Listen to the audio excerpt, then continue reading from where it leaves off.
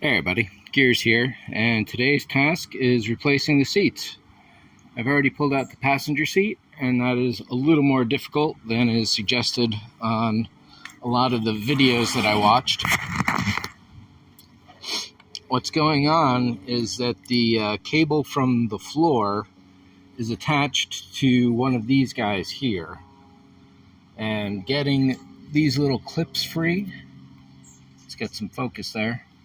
So getting, where are they? These 4 clips free of the wire is tough, and then I'll show you when I get to the car, the whole thing will come off from there, except there's one more little clip up here that I think attached there. This was a total bitch to get out.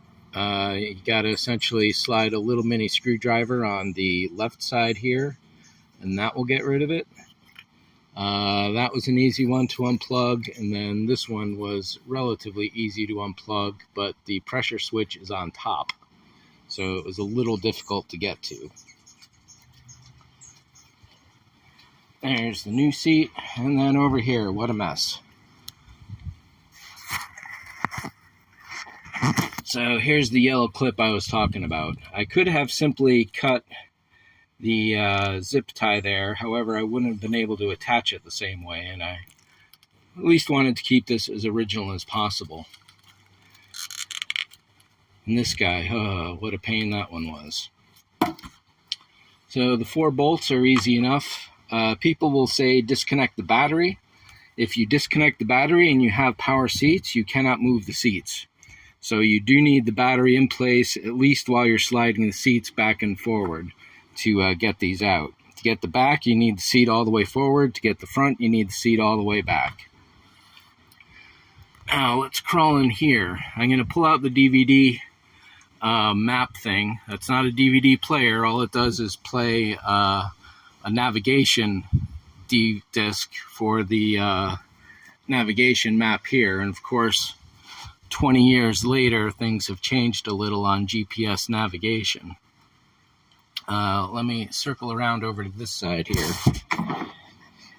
I'm thinking about pulling this speaker out and putting another glove box in its place. I got one from a junkyard for real cheap, and there's a good amount of space that will fit in there. And I don't really listen to music while I'm driving. If I'm driving, I'm driving. I don't talk if I got passengers. I don't listen to music too often. Maybe I'll listen to the news now and then, but I don't really need that, and I do need storage.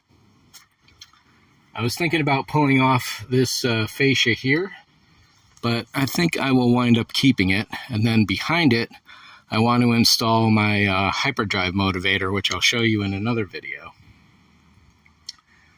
What I want to talk about here is this piece of fascia here. To get this off, one big piece going across here, you have to pull the top off and you have to pull this side out. To pull this side out, I've seen people tell you have to take the seatbelt off, you have to pull the weather stripping out, you have to undo the foot plate down here.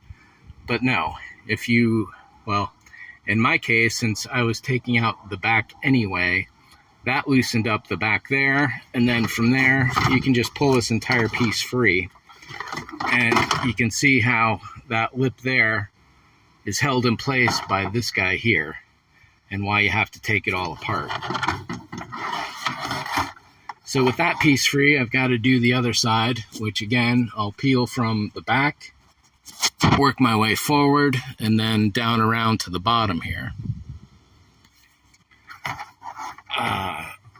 Next up, to take this out, I got to pull those 2 screws, and this center column here, or center console, has to be pulled too. There's a screw, one on each side down here somewhere, and then there's one behind me that I'm leaning on right now. All that to get to all of this. It's kind of crazy. And I think there's a couple bolts back in there if I wanted to pull all of this out. But this face piece is different from the inner piece. That's a couple cubic feet of space at least. Is that maybe 6, maybe 8 by not quite 18, maybe that's 14 or 16 across and maybe a foot deep. So it's a good amount of space for a car that has next to no space whatsoever. One of the other things I'll be doing while I'm in here is running a fishing line, essentially, from the back here, or rather from the front up here to the back there. At some point, I want to rig up at least 1 or 2 spare batteries back here that will hook up to the engine's battery, charge off of that, but the engine won't suck from this. Or I forget how I'm going to do it. I'll do another video on how I want to get the wiring down. But there's a hole in the firewall that I can sneak through. And then rather than run the wire up across the top here, I'm going to run it down underneath this carpet. What else while we're in here? Pulling out the DVD, that's a little bit of a trick. So you can see here that there's an aluminum plate that goes across. We'll see what that looks like on the back side, but that has to come out. The DVD can come out from that. And yeah, we'll see how this goes. I'm hoping that the speaker will be relatively easy. It's possible that this panel is not set in here. The European cars, the Japanese cars, the glove box is on this side because the driver's wheel is on this side. So the only reason this is here on my side is so that I can reach over from the driver's side and get into it. Same for that guy right there.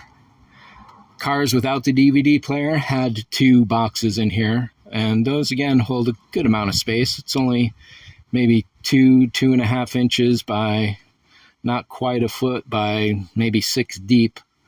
Not a lot of space, but it's enough for papers and any other minor things if I want to throw my wallet back there or something like that. Let's get out of the car and see what we can do. The headliner. I don't need to take that out, but it looks like I may try and clean some here while I've got the seats out. This little guy right here is a little 12-volt cigarette lighter. Don't know why they put that back there, but I have one in front as well. And I suppose it's kind of handy for power. So I may do something with that as far as the hyperdrive motivator works on 12 volts, so essentially I could tap off of there for that. And then how I'm going to attach the motivator to the back of this, if I don't attach it to the back of that thing, maybe that could work out too. We'll see. So let me squeeze out of here.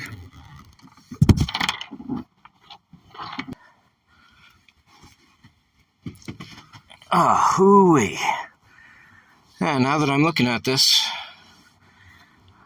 I suppose there must be a way to pull this bit of fascia off here, and that will allow me to tuck under there.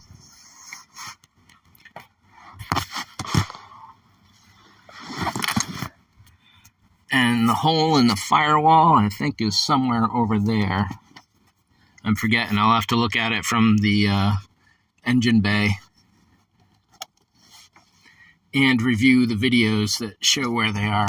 And here's the other 12 volt up there. I got a little USB in it right now.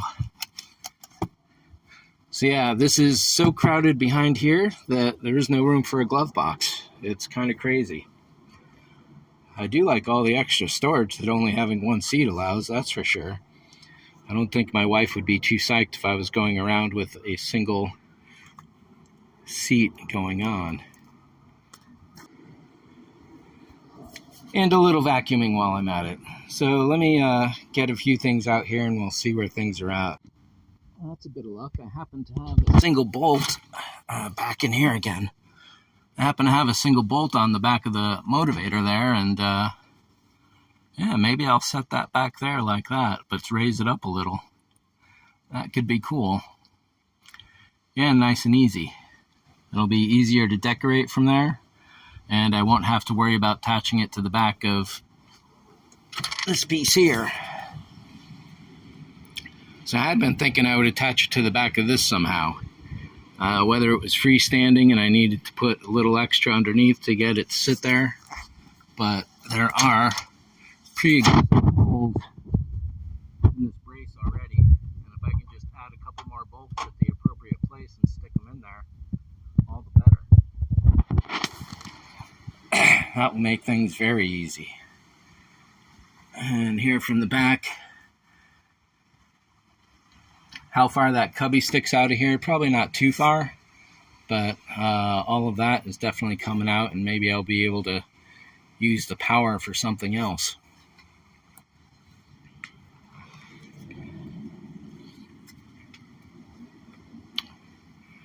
So let me give this a few minutes and we'll see where it's at.